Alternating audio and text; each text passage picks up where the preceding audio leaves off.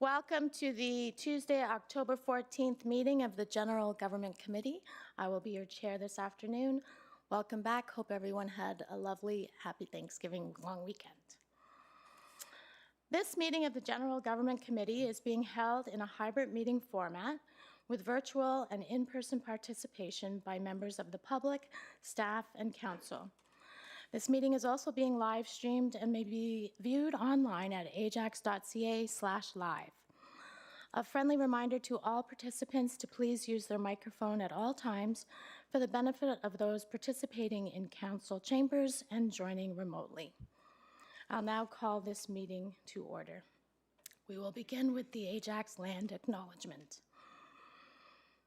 We would like to begin this meeting by acknowledging that the land on which we gather is situated within the traditional and treaty territory of the Mississaugas, more specifically the Mississaugas of Scugog Island First Nation, signatories of the Gunshot Treaty of 1788 and the Williams Treaties of 1923.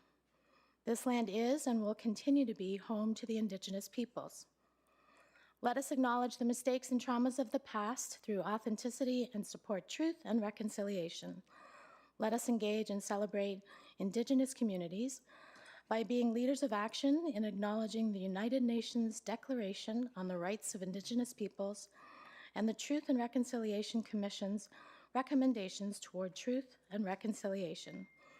Let us keep these principles close as we continue towards truth and reconciliation and as we move forward with kindness and respect as a community. Members, are there any disclosure of pecuniary interest? Okay, and seeing none, could I please have a mover for the adoption of minutes, the regular meeting of September 8th? I see Councillor Tyler Morin.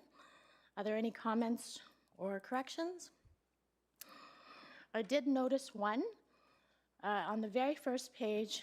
For the members of the committee present, we are missing Councillor Rob Tyler Morin. So let's vote on the adoption of the minutes.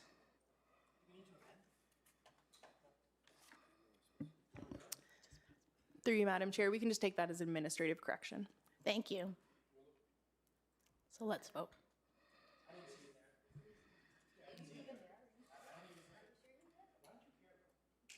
Somebody did not vote. Okay. Thank you, and that passes. Thank you so much. Let's move to item number 4, the consent agenda. There were 2 items pulled today. 4.2 was by Councillor Henry, and 4.5 was Regional Councillor Lee and also Councillor Henry. Could I please have a mover for the rest of the items? I see Regional Councillor Crawford. And let's vote on that, please.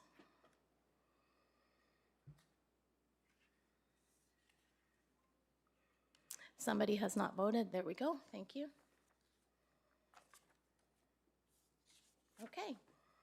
So let's move to the first consent agenda item, please. We have item 4.2, and I see Councillor Henry.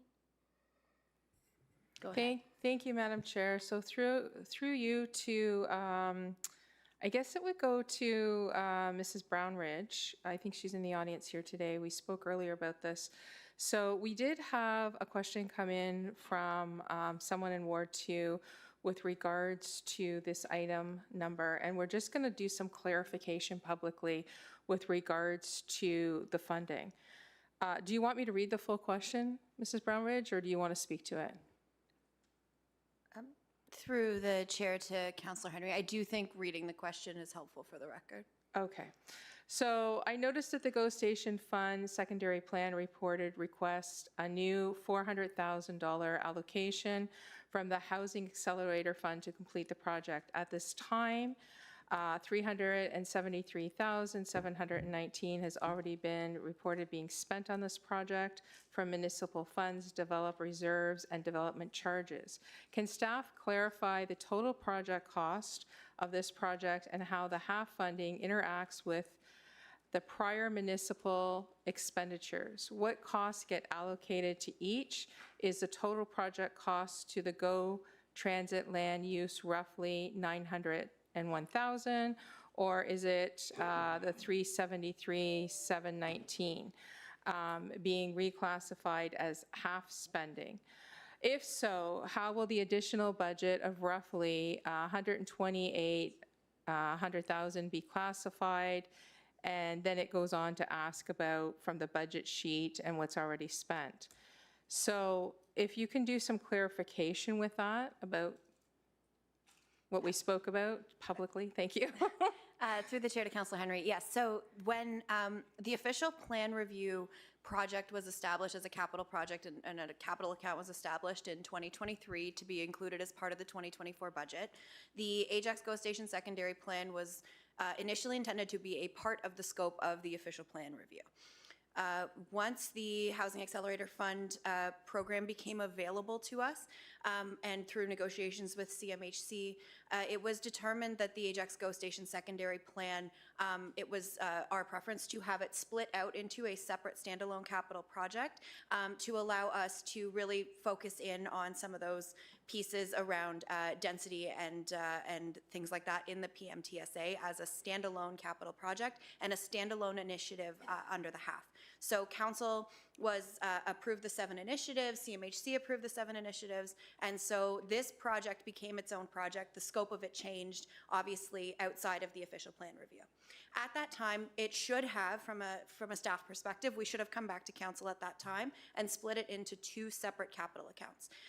That didn't happen, and so now, after looking at just reviewing some documentation and ensuring we have everything aligned for our reporting with CMHC, staff are recommending that a new capital account be created to basically just address the accounting. It's to clean up the accounting on our side from a transparency and accountability purpose so that we have the right amounts that have been spent on this project in that account, and it's not muddying the waters with what has been spent on the official plan review. So the budget for this project, so to date about $363,000 have been spent on this project. The budget for this project is around $400,000. So that includes the $363,000 that has been spent already on the consultant or awarded to the consultant, and then the remaining amount is about some funds for Indigenous consultation and then some permit fees that are required from the TRCA and the province. So that new capital project is there, but the funds have been approved and committed from the Housing Accelerator Fund. There's no new money being required there. So the official plan review will remain its own capital account with the approved budget from the 2024 budget cycle. Excellent. So just to clarify, and I'm not saying that this resident is insinuating this, but we're not double dipping. We're just making sure that the funding for this project is in its own pile of money so that the person in charge of this project, which is yourself, can keep track. It's Mr. McCullough, but yes. yes. Oh, is it you? Yeah, okay. absolutely. So that you can keep track of this as it moves through the system. Through the chair, yes, that's correct. Yeah. Okay. Thank you very much. Appreciate that clarification. That's it. Thank you, Councillor Henry. Next on the list is Mayor Collier. Go ahead. Thank you, Chair. I have the same thoughts as far as double dipping. I want to find out, because looking at the capital budget sheet on the official plan review, it's $501,400. So how can the secondary plan be $400,000 and the official plan review is still $500,000? So we're up to $900,000. I guess that's my first question. How do we get to nearly double for the two? So through the chair to the mayor, I'll let Mr. McCullough speak to the specifics about how the scope was increased, but as a result of it being a standalone Housing Accelerator Fund initiative, there were some expectations from CMHC and just at a staff level that were determined to increase that scope to be a standalone project, and I do believe that is a part of the cost, but I'll hand it to Mr. McCullough. Is that increased scope just to the secondary plan for the MTSA? So through the chair to Mayor Collier, that's correct. So the expanded scope, because we're doing as of right zone, we're doing a zoning bylaw amendment with the GO Station secondary plan. There were additional technical studies required to support that, because zoning, as you know, are hard boundaries, whereas the land use designations in the official plan, they're more general and they're a bit more fluid and they get refined when you get to that zoning perspective. So the expanded scope only applies to the GO Station boundaries and does not apply to the rest of the official plan review. So how can we do a complete official plan review for $500,000 and just the secondary plan on one small area, which is maybe 1/30th of the land mass of the town, is 80% of that? So through the chair to Mayor Collier, as you can imagine, there is a lot more technical studies required. So we have consultants with the GO station that are not required for the official plan review. So there are consultants dealing with transportation, dealing with the natural heritage system, dealing with land use compatibility, rail safety. So there's more technical knowledge involved in that more technical aspect. But as a whole, we are seeing cost go up over time as well, and that's been a challenge for us projecting what these projects might cost. Over the last post-COVID period, we are seeing projects come back significantly higher, so we are looking at our future projects, and we're adjusting the budgets as needed. Okay, well, I don't want to get too far off topic and start asking if the OP review is still 501,200, but 400, but I suspect it isn't. I want to ask about the, I lost my train of thought. For this secondary plan, there's only 37,000 left in the budget. We had a presentation last week about the secondary plan, which I didn't love, and we had a lot of questions about things like, for instance, parkland and whichever that are in there. Really, is this 37,000 enough to bring this through all the consultation and everything else that we discussed last week? So through the chair to Mayor Collier, so we do have a work plan with all these other consultation activities already planned in that. So the 363 is what's been awarded, and that's our work plan for the whole project. That also includes a 10% contingency as well. So there is additional funds that we can use for if there is added consultation and more materials that we need. But if there is a significant scope change, then we would come back to council for that. But right now, we don't see that happening. Okay, I don't want to see that happen, just to be clear. I mean, that's a lot to spend on this for something that I did ask you last week. We don't absolutely have to do. We're doing it because we got half funding for it. So, I mean, I understand we had to expand the scope. I hope I don't see it expanded anymore. Thank you. Those are my questions, Chair. Thank you. Are there any other questions or comments? And I don't see any. Okay. So let's look at the recommendation on the report. The council approved the creation of a new capital account for the Ajax Go Secondary Plan project with a budget of $400,000, and that council approved funding of $400,000 to be allocated to the new Ajax Go Secondary Plan capital account from the Housing Accelerator Fund. So we'll have a mover, Regional Councillor Lee, and let's vote on that, please.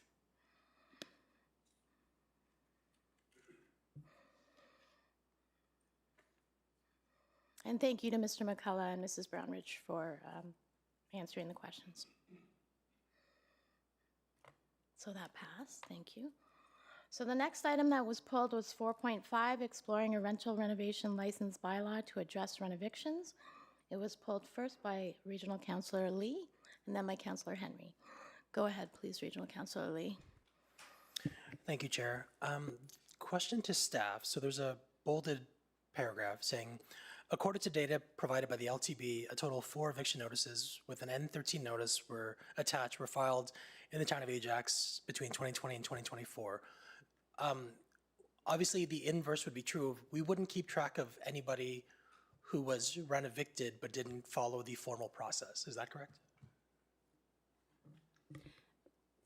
That's correct. We would not have that data. We were really trying to do some objective research to get a sense of how pervasive this problem is in Ajax, and we thought that might be some indicator of it. So this information was actually obtained through an FOI request with the Landlord and Tenant Board, and I take your point. It wouldn't give us sort of an exhaustive idea of how often this has occurred in Ajax, but it's sort of one of the only indicators that we might have. Data points, one of the only data points we have, and I completely appreciate that.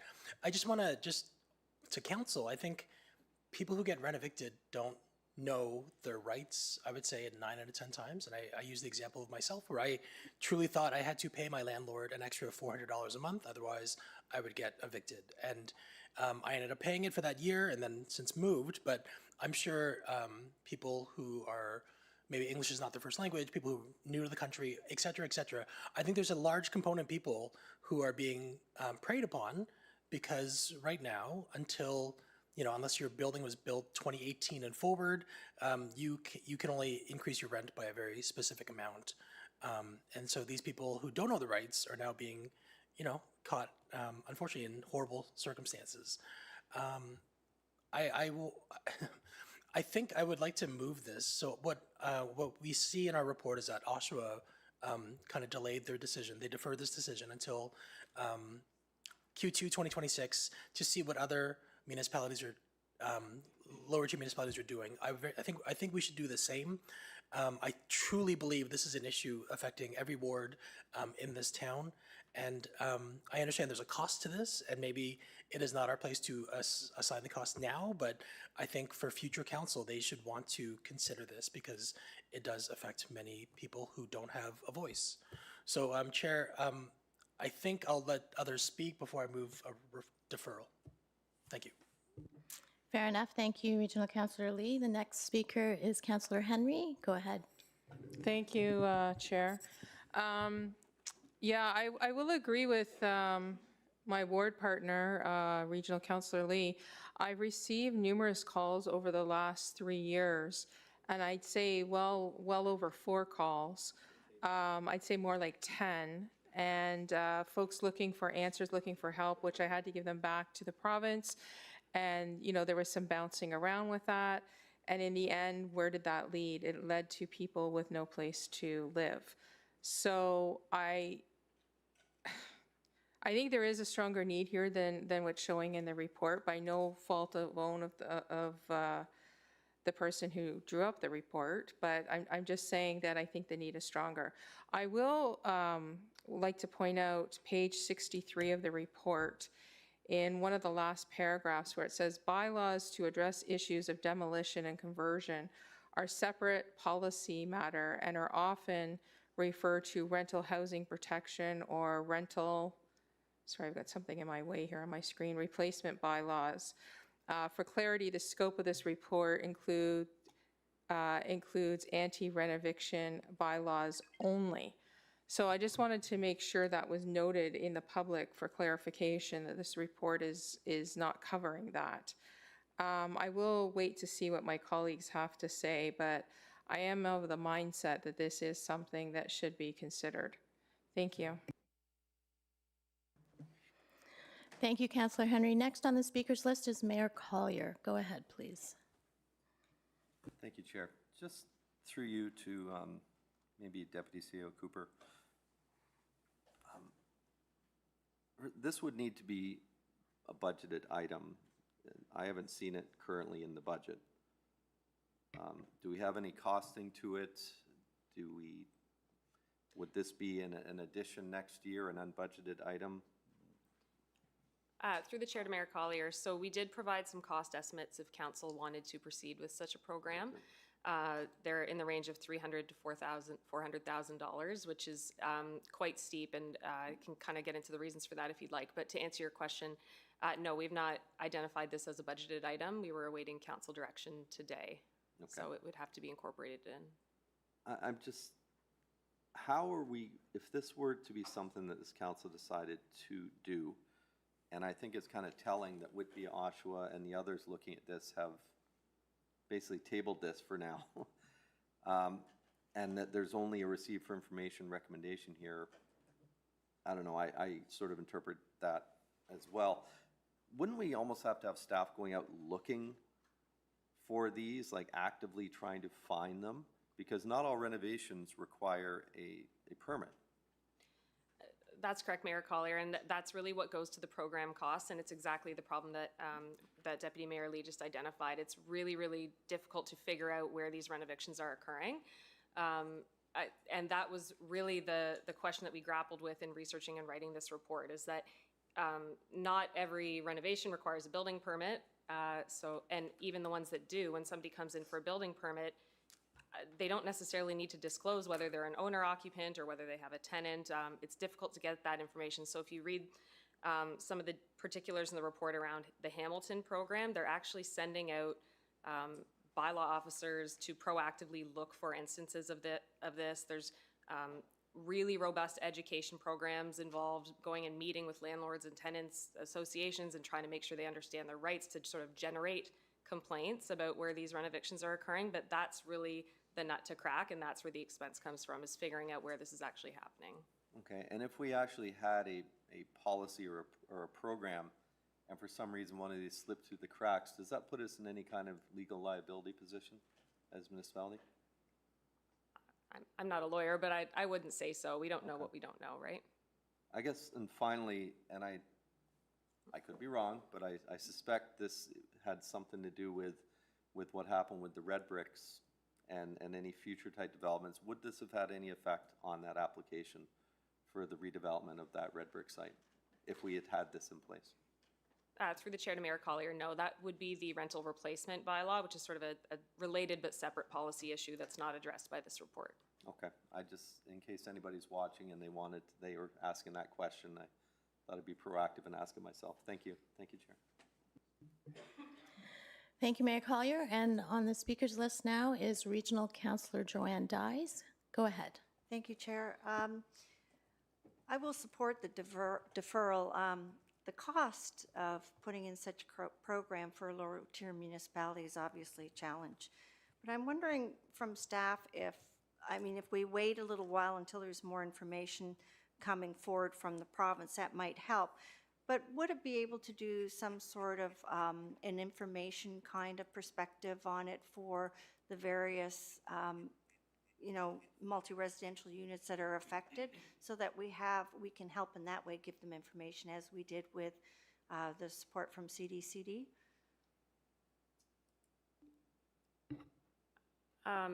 Through the chair to Councillor Dyes, just want to clarify, do you mean some sort of like educational campaign about tenant rights? Yes. It's certainly feasible, I would think, with our friends in PSA, but I think just maybe some consideration about whether that more properly falls in the mandate of the region versus the town. Right. Okay. All right. Thank you. Thank you, Regional Councillor Dyes. And now we have Councillor Rob Tyler Morin. Go ahead. Thank you, Madam Chair. I appreciate Regional Councillor Lee's lived experience. It's not something he read or on a website. He actually lived this. Very relevant. I am in support of the deferral as well. I just think there's a move to be made here. My question is, I know that Regional Councillor Marilyn Crawford and I have heard of this, and we've also heard of landlords, I believe this is still on topic, where there's been egregious non-payment for many, many months, people selling their rental properties, that kind of thing. So there's challenges in the rental market for sure. So just so I'm clear, if someone was to own a home and they were going to do a major renovation to their rental unit, they would have to apply, or they would have to get a certain special permit because you're a landlord? Is that how that would work? They would have to divulge that, and if they didn't divulge it, that's not telling the truth when they come to get their permit, if they needed a permit for, let's say, a new bathroom or a firewall or a new entrance. Through the chair to... Yes, through the chair to Councillor Tyler Morin, yes. So if a landlord was going to evict a tenant for the purposes of doing a renovation, they would be required to obtain a permit from the town if we could figure out that this was happening either through a building permit application or through some sort of proactive enforcement. And then they would be required to do certain things. So we would need like a testimonial from an expert stating that the renovation actually requires the tenant to be displaced. There's some compensation provisions involved. So it would sort of trigger those requirements if that was occurring. Okay, I'll just leave it there, especially if it's going to be deferred. I have more thoughts and questions, but we'll just leave it at that point, assuming it's deferred. Thank you, Madam Chair. Thank you. Regional Councillor Crawford, you're up. Thank you, Madam Chair. I would just like to say that I would support education, and if you think it comes from the regional level, then we're happy to bring it to the region. But my kids both rent, and both of them have had landlords who have tried to raise the rent higher than what it should be. The cap is, I think, 2% under a certain year, and I have given them that information, and they've gone back and fought and won with their landlord. So I think that to Councillor Lee and to Regional Councillor Dyes, both regional councillors, that the education piece is critical for tenants, because they don't know that they have rights, and the worst part is feeling like you're being forced to do something that you really shouldn't have to do.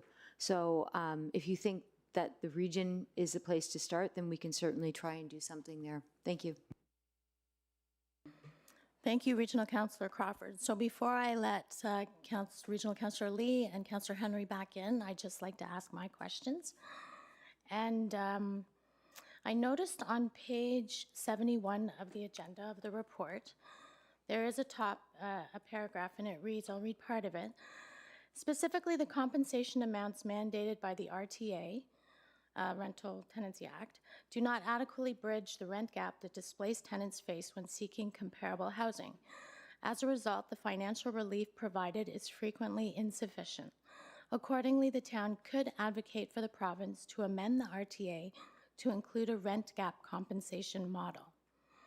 So just back in June, this council did pass a motion and just refer to the mayor and his comment about the red bricks. It was aligning tenant compensation with provincial affordable housing rates. So in that motion, which we passed, one of the items was that Ajax Council requests that the province amends the Ontario Residential Tenancy Act to require that the compensation provided to tenants upon termination for purposes such as demolition, conversion, or substantial repairs or renovations, at a minimum, be based on the province's bulletin when a tenant's current rent is lower than the rental rate identified in the province's bulletin. So I just, it occurred to me as I was reading these things that they sound almost identical. And that advocacy piece is option 2 in today's report. So I just wanted to ask maybe Public and Strategic Affairs or Director Cooper, if you wanted to comment what is the difference and how are we working on that, please.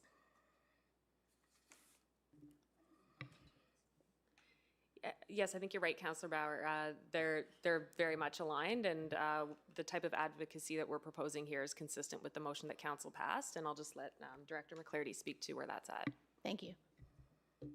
So through the chair, we have been looking for numerous opportunities, including working with Ontario Big City Mayors on this as well. They haven't to date picked it up. However, that doesn't mean that they won't be.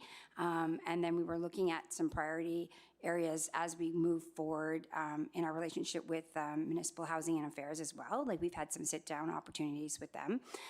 In terms of directly with the association, we have not been able to connect and to work directly with them, but that doesn't mean that we can't do that in the short term, as with this report as well as backup to communicate with them. Absolutely, and I know we spoke briefly prior or connected briefly prior, and one of the recommendations was perhaps to send this report to those those parties that you mentioned. So let's just see what happens, and we'll either do that today or perhaps in the future. But thank you for answering and for continuing your work and effort on that motion in June as well. So moving onward, we'll go back to Regional Councillor Lee. Go ahead. Thank you, Chair. So in light of all the conversation, I appreciate the comments from Council. I'd like to move a deferral to the GEC of Q1 2027. I think this would give enough time for a new council, whoever they may be, to get their feet wet before they have to kind of tackle this issue. I'm also assuming by then our respective other lakeside municipalities will have made some sort of decision to kind of give us clarity. But I do think this is important enough to advocate for. Thank you, Chair. Thank you, Regional Councillor Lee. Now, Councillor Henry, you did have your button pressed. Is this prior to this deferral? Did you have another question before we look at this? Or is, okay, I'll allow that. Thank you. Go ahead. Thank you, Chair. I just wanted to ask Deputy CAO Cooper, with regards to the comparison to Hamilton and the comment about having bylaw officers go out and look for these variances where it's occurring, does our model have to be, like, we often as municipalities model things after each other, not just Ajax, but all municipalities. Does our model have to be exactly like that? Like, I'm looking at the fact of the budget cost and having more bylaw officers, and I'm thinking more of a model where we do more in-house seminars or communication to the public and have more open houses where they have an opportunity to come and learn about what it means once it's passed. And then, you know, have basically the word of mouth spread throughout our social media posts and whatnot, whereas instead of having bylaw officers going out looking for this happening. Is there a way to get that modeling cost down and yet deliver the program, the bylaw?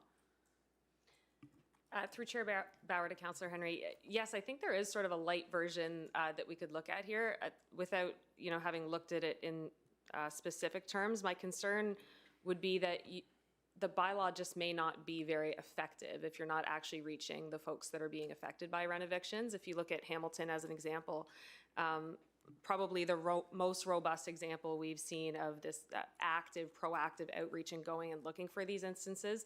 And still to date, they've only had 6 rent eviction licenses issued. So I think if you don't have that sort of full court press, you might run the risk of having a bylaw that's a little bit performative and not actually accomplishing what you want to accomplish. But I do think sort of a scaled back version of this might be possible, yes. And I think you can count on your council to help with that, because we receive the calls, and generally speaking, we take those calls and we push them back over to the provincial level, whereas if this was in place, we could then work in-house and say, have you heard about this? Do you know about this?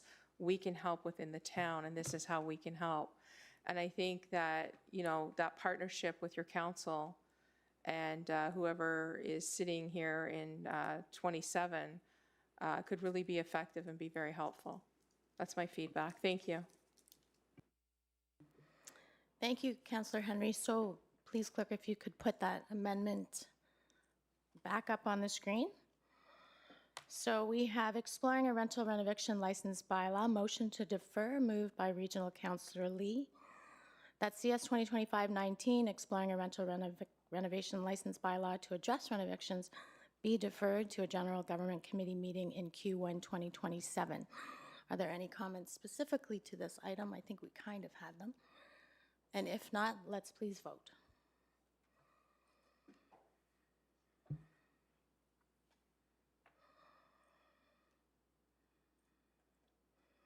And that passes unanimously. Do we also now need a main motion to amend? No, we don't. Thank you.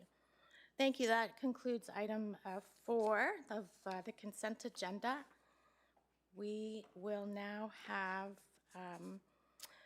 no discussion in section 5. Presentation 6.1, Corporate Net Zero Emissions Plan. I'll ask Director Romanowski if you'd like to make the introduction to the presentation, please. Thank you, Chair. No introductions needed. Cameron Richardson's been before committee before, so I'll turn it over to Cam to walk you through it.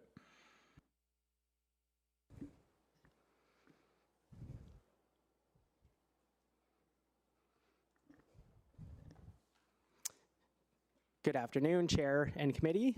My name is Cameron Richardson, Supervisor of Sustainability with Planning and Development Services, and I'm here to talk to you today about the development of our Corporate Net Zero Emissions Plan, which we hired our consultants, Walter Fady, to help us complete.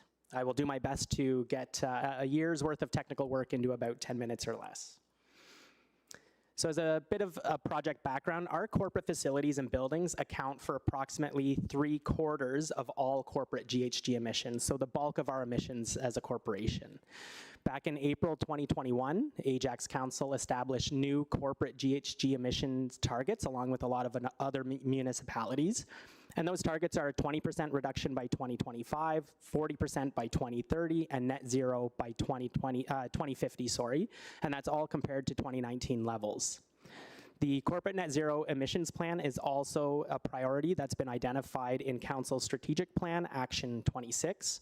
And back in 2024, we were successful in securing an FCM Green Municipal Fund grant to help develop the Corporate Net Zero Emissions Plan. Now, this plan from the outset had 4 main objectives. Obviously, the main objective is our energy and emissions reduction to help achieve our council targets. We also had the objective of cost management, so really enhancing our efficiency by ensuring that any low carbon solutions or alternatives align with our existing, what we call our capital renewal plan or our asset management plan, and it had to align with end of life replacement schedules. The two other objectives there are to enhance our asset quality, the comfort and health of our building users, as well as the resilience of those buildings, especially the ones that are used for community relief centers. And lastly, to improve our staff capacity in terms of just managing energy management projects. Now, within the project, we really broke it down into 4 distinct deliverables, which I will go into more detail in the following slides here. So phase 1 was determining our baseline. So as I mentioned, our town facilities account for 3/4 of all corporate GHG emissions. Of that 75%, Ajax Community Center, ACC, makes up almost 40% of those emissions. So that's really our top emitting building in terms of GHG emissions. And at ACC, most of those emissions come from ice rink operation, which is very energy intensive and uses natural gas to heat water to make ice. So in the table on the right there, you can see our 2019 base year and the emissions associated with each of the buildings that we're investigating throughout this plan. And top 3 are our community centers. The next step, the next phase of the project was to complete what we call facility audits, energy audits of the facilities within this plan. We completed level 3 audits, which are the most comprehensive and data-driven analysis for our 3 community centers. The rest of the facilities underwent a less comprehensive audit, but a very detailed one nonetheless at level 2 audits. To my knowledge, I believe these were the first level 3 audits that Ajax had ever completed for any of our facilities. Now, after completing those audits, the next step was to work with the consultants and the project team.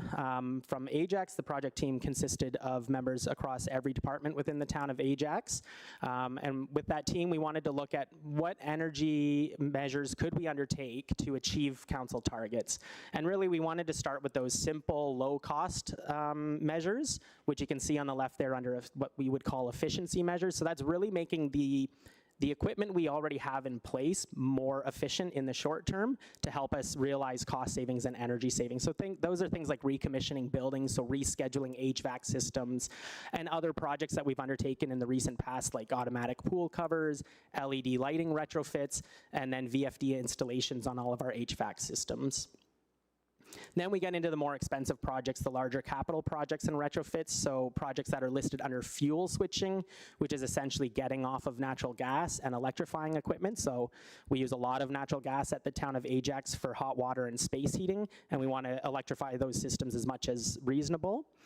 And then we're talking about large projects like building envelope upgrades, and those are things like replacing rooftops, walls, windows, and doors for high-performing alternatives. So it can be quite costly, but when you're replacing those systems at the end of their life anyway, it may be an option to move forward with more efficient and high-performing alternatives. So after identifying all of those measures, the consultants went through a very detailed scenario analysis for each and every building. Now they ran several scenarios that are listed in this table here. What we need to focus on is really just the business as usual scenario and the GHG net zero roadmap. The other ones were used for comparison purposes and were not the optimal approach for this project. So business as usual, it's modeling out over the next 25 years, following the existing capital renewal plan and replacing equipment at the end of its life with like-for-like equipment. So that means if we have natural gas boilers, it's replacing those at the end of its life for natural gas boilers, like-for-like equipment. The GHG net zero roadmap, which is the preferred roadmap for this study, was really preferred for the main reason of achieving both the FCM program's targets, net GHG reduction targets, as well as council's net zero target. And that's why we moved forward with analyzing this scenario.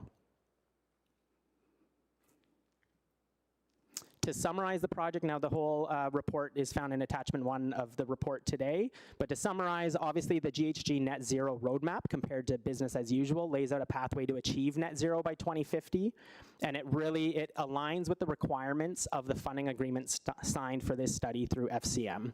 So it means it's aligning with the targets that are required to achieve that funding agreement. Utility use of that roadmap really results in higher electricity use at all of our facilities. However, it's because we're electrifying equipment and would show a substantial reduction in the use of natural gas at our facilities. So in terms over those 25 years, fuel switching through electrification can result in total annual, so total over the 25 years, cost savings of about $4.5 million over those 25 years for utilities.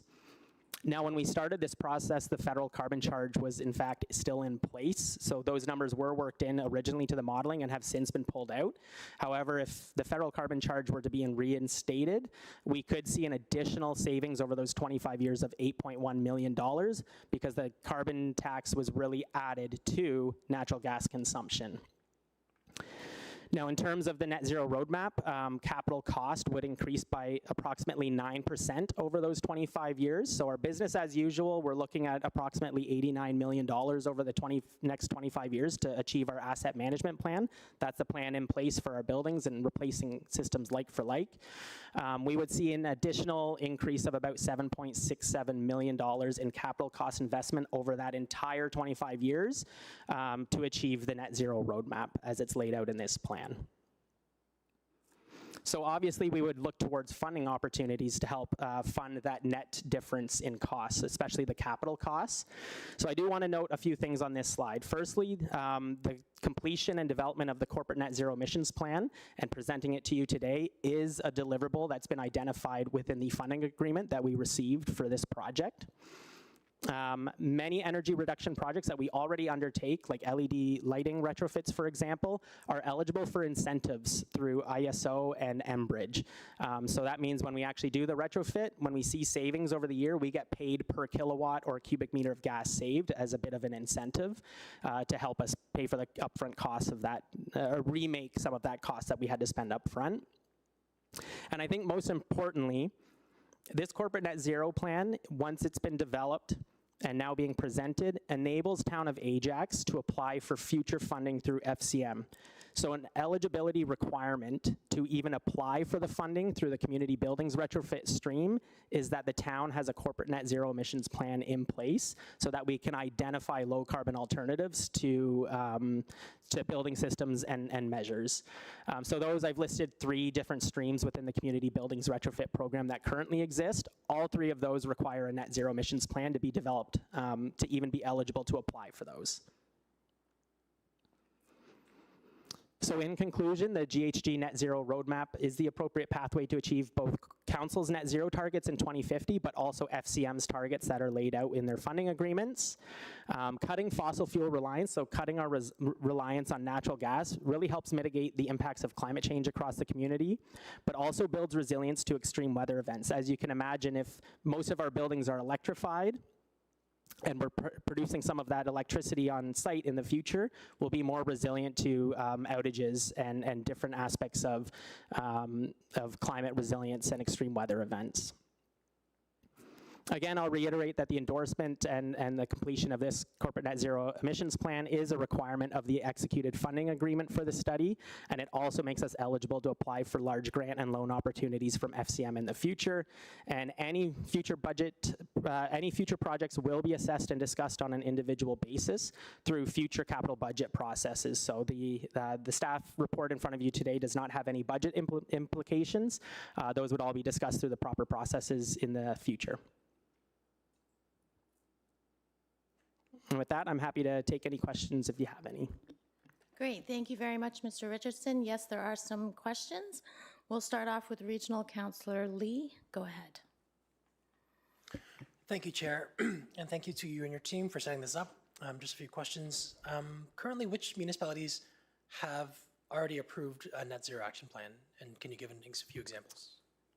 Through the chair to you, Regional Councillor Lee, the majority of municipalities, definitely within GTHA, that have council-endorsed GHG reduction targets have a corporate net zero emissions plan in place. Within Durham Region alone, we have Oshawa, Pickering, Clarington, Durham Region. They all have this in place already. So we are lagging behind in that aspect as we don't have one. But most municipalities within the GTHA have at least a corporate net zero emissions plan on a general level, if not on a very specific level for each facility they own. So large recreation complexes would have its own individual plan. And I just want to reiterate, as we go through this, so for example, we need a new roof at Town Hall. We would still go through the regular budget process, but what happens right now is we'd also be presented with a net zero option. Is that correct? Through the chair to you, Councillor Lee. Yes, that's correct. I think we would also look at different aspects of low carbon and alternatives or high performance and higher performance alternatives. And again, they would go through any discussion at a staff level of do the benefits make the upfront capital costs worth it? What are the savings that would be realized over the lifespan of that piece of equipment or a roof replacement? So it would go through the same scrutiny that any project goes through for any asset management plan. Okay. How are we going to do spot checks over the next 25 years to make sure that we're still on track? Because I would hate to think we invested, green roofs, solar panels, all these millions, and actually we didn't reduce anything. So will there be spot checks throughout over the next generation? Through the chair to you, Councillor Lee. Yes, so every year we've committed as a team within Planning and Development Services to bring the corporate energy report to both SMT and Council. And that shows our progress towards our GHG reduction targets. It will also highlight, what projects we've done that have really shown where those savings have come from, what utility costs are. So yes, we've committed to doing that every year. In addition, we're mandated by the province to bring in what's called an energy conservation and demand management plan for council approval and provincial approval every 5 years. So we just had that updated plan approved in 2024, and we'll have to revisit that in 2029 and submit to the province for approval. So that again looks at over those 5 years what our progress has been. And currently right now, there's a delta between business as usual and a green path, and that's about 7 million and change, correct? That's the delta between the two? Correct. That was the 7.67 million that I reported for capital costs. That's the incremental increase to capital costs. So when this was first presented, I had, floated the idea of a green reserve. And so I guess this is the Director of Finance. Did we ever examine that? What were the results of that examination? Is it possible to have one? Through the chair to Regional Councillor Lee. Back in 2021, when this was first brought to our attention, we did do extensive research, finance along with planning and development on setting up a climate reserve. As some other, the region had set one up, and there were a couple other municipalities that were looking to set that up. However, we were struggling with having a sustainable funding source for that. Any reductions or savings that we found through green initiatives were required to help offset tax increases. So that's, we didn't feel that there was a sustainable funding source for that. In concert with the financial sustainability plan that we're undertaking right now and the asset management plan, we have asked our consultants to look to across the province to see if there are other municipalities that have implemented this and the story, like whether there was any success around it. They've come back to us right now that they don't recommend it, as there aren't strong policies in place with that. So that's where we are at this point. Would it be possible to get a formal presentation to council regarding this, regarding like a green investment? Because it was the direction back in 2021. I get all these different shifting priorities, but my concern is we will be presented with an option of grant funding, but typically they require X amount upfront from us, and we wouldn't have that money. And so if we start dedicating a green reserve fund, and again, I'm not a genius, I don't know how to figure out where to get the money from, to the Director of Finance's point, but it's also important that we start figuring this out now so that the 7 million delta will be reduced because we were able to match these funds. So that just a comment. So I mean, the question is, can we get a report on a green reserve? We can try and put some information together for Sure, you. and there's no specific time. Just I think before June 2026 would be great, just so that future councils would know what this, the issue that we're encountering. Through the chair, we can try and put something in. The financial sustainability plan will be coming forward. Okay. We'll try and put something in Thank there you. as well. So yeah, obviously, I think this doesn't cost us anything now. This is still going to go through a regular budget process, which is important. But I think, we were sitting on our laurels for the longest time back in 2021 when this was first brought, because we kept thinking we were actually had lower emissions when the inverse was true. I think we need to be serious about climate change, and this council's always taken a leadership role with this, and I think this is just the first of many steps towards that. Thank you, Chair. Thank you, Regional Councillor Lee. The next speaker is Mayor Collier. Go ahead. Thank you, Chair, and thank you for the presentation, Mr. Richardson. And before I ask my questions, I am a supporter. We have 3 EVs in my family. I think we're, putting our money where our mouths are here. But I do have some questions about the long-term impacts that this will have. I wonder first, are we required as a municipality to have a net zero emissions plan? Through the chair to you, Councillor Mayor Collier, no, we're not required to have an emissions plan or a strategy or implementation plan to implement that, no. Okay. And I did believe, I'd have to look back at the minutes, I'm pretty sure I voted in favor of this plan. Where I'm going with this is, that was then, and this is now, and we're in a very different financial situation here at the town. We have some revenue streams being, dividends and interest payments from a municipal utility that we own share of that have stopped.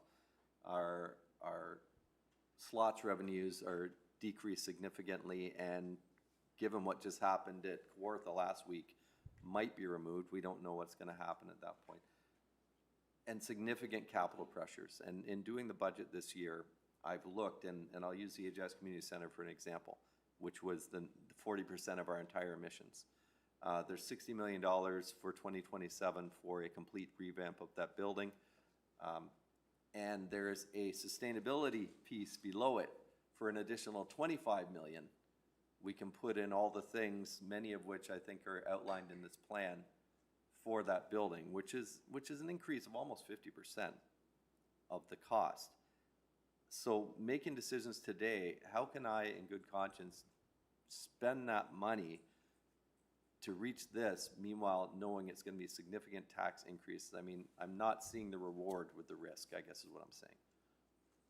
Through the chair to you, Mayor Collier, I will clarify, I believe the 25 million option that was seen was a GICB grant that had been submitted, and I don't believe we've heard anything back on that. So that's the Green and Inclusive Community Building Fund through the federal government.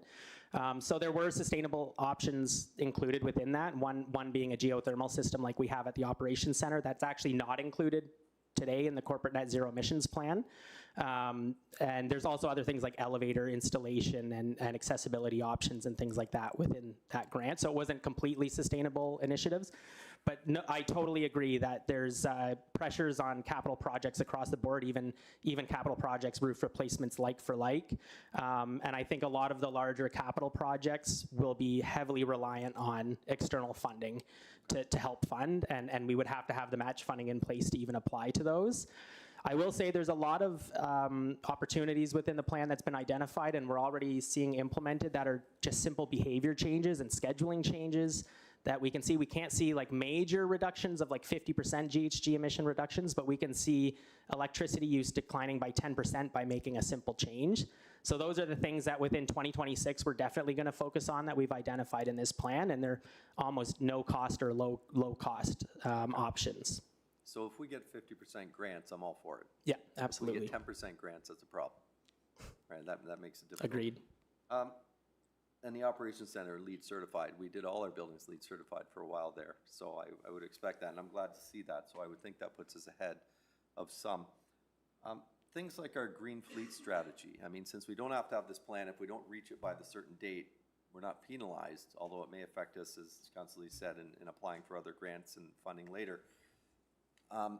With the green fleet strategy, for instance, and the federal government stepping back on their direction that all vehicles will be EV by whatever date, has that been considered, these changes and these kind of evolutions and the cost pressures, are they reflected in our plan at all?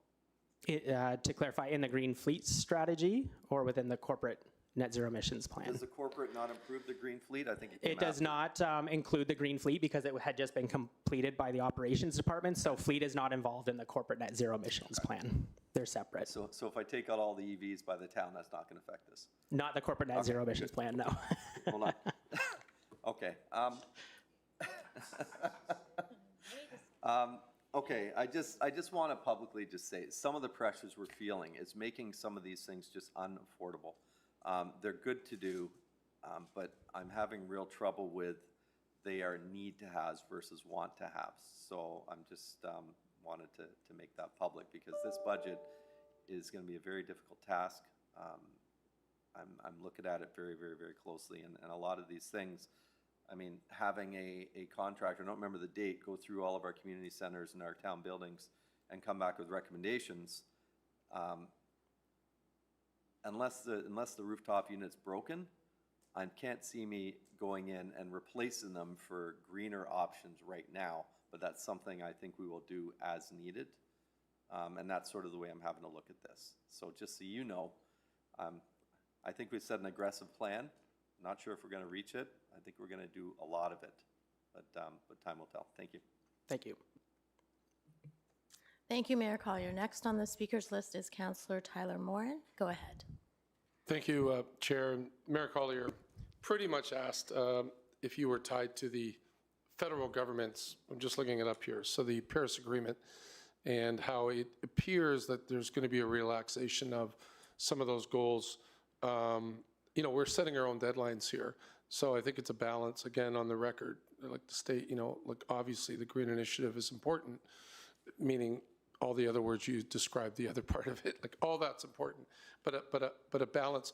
My question is, I'm sure you're aware of the non-committal so far of this current federal government in press conferences, you know, just sticking the mic in the Prime Minister's face and sort of, he isn't.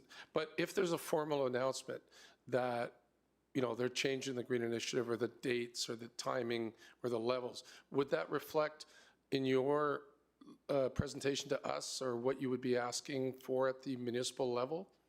Through the chair to you, Councillor Tyler Morin. I believe if the federal government changed certain targets or adjusted timelines, I think those would be shown through FCM as well. So right now we're trying to achieve the target set by FCM, which is a requirement of all of their funding streams that we align with their targets.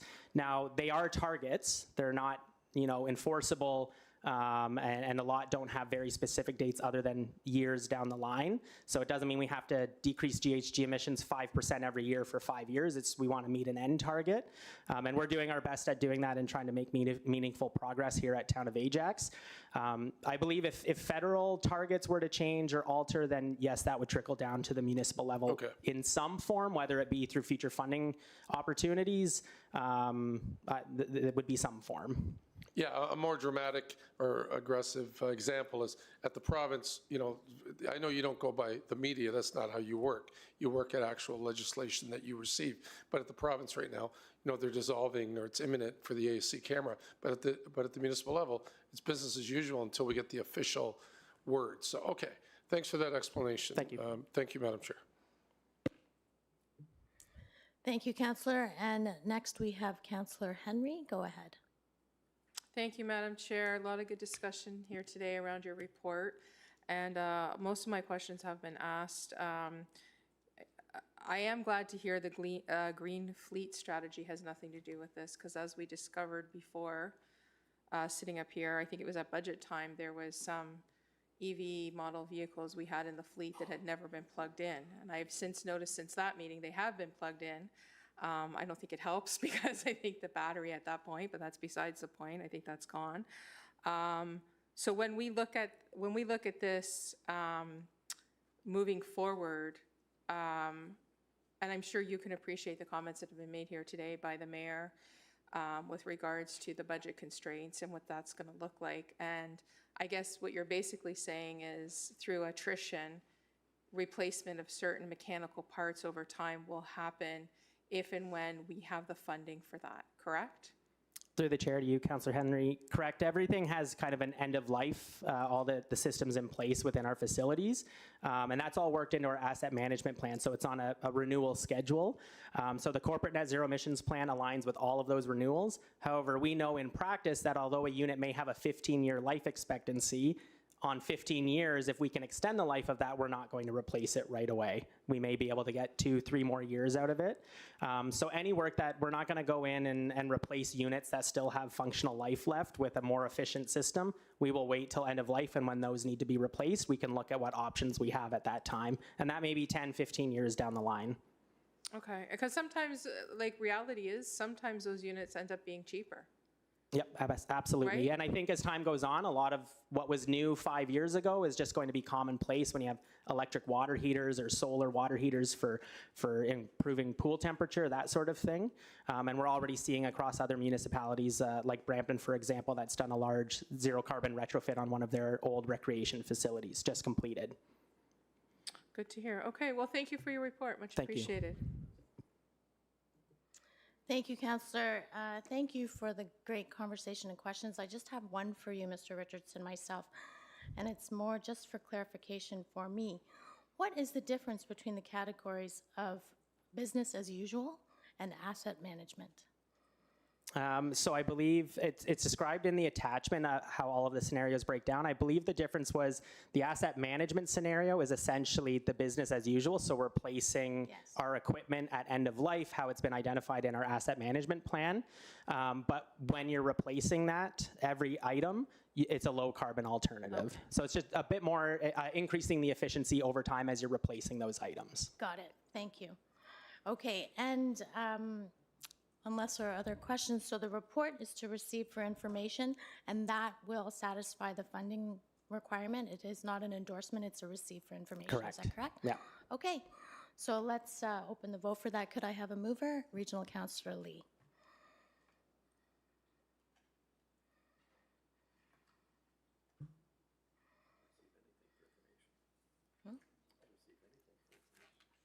Thank you, and that passes. Okay, so that is section 6. So let's have a mover to move into the closed session. Councillor Tyler Morin. And we'll vote on that.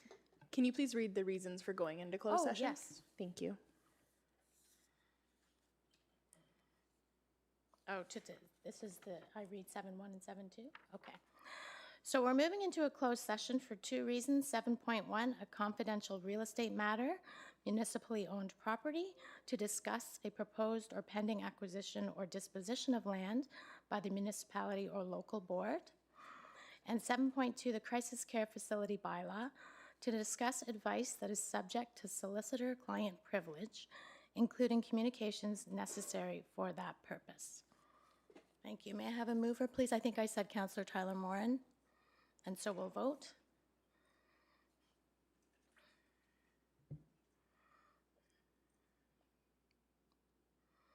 Thank you, and we'll just take a few minutes to prepare for close. Thank you, Madam Chair. everyone. Just give us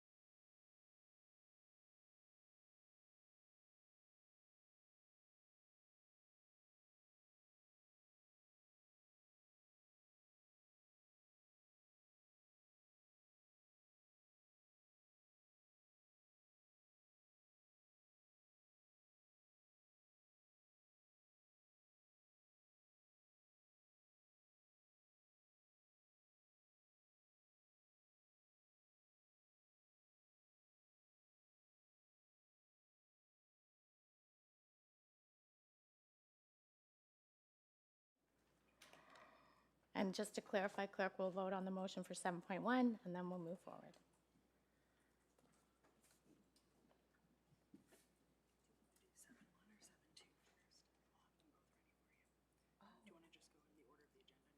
Yeah, we'll just go. So this one will be what you just saw on your screen. Yep. And then this one is just ratifying the direction. They'll both be on your screen. Perfect. Okay, thank you.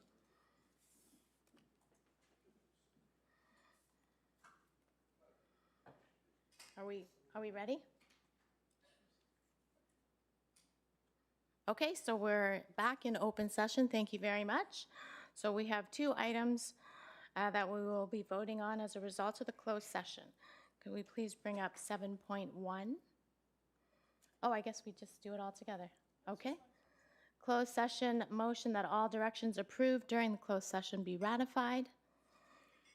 Can I have a mover? We'll do Regional Councillor Crawford. And we'll vote.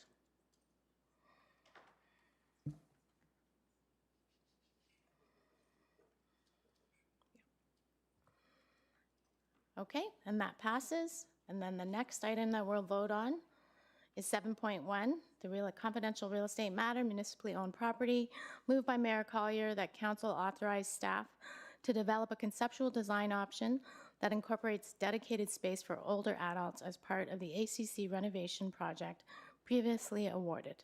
Please open the vote.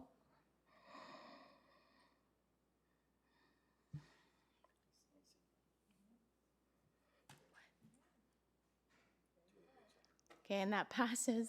And now we'll have the next motion.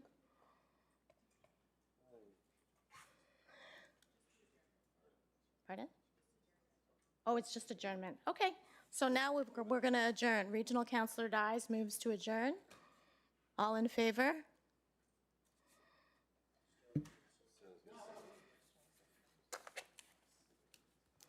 And that passes, and this meeting is finished. Thank you so very much, everyone.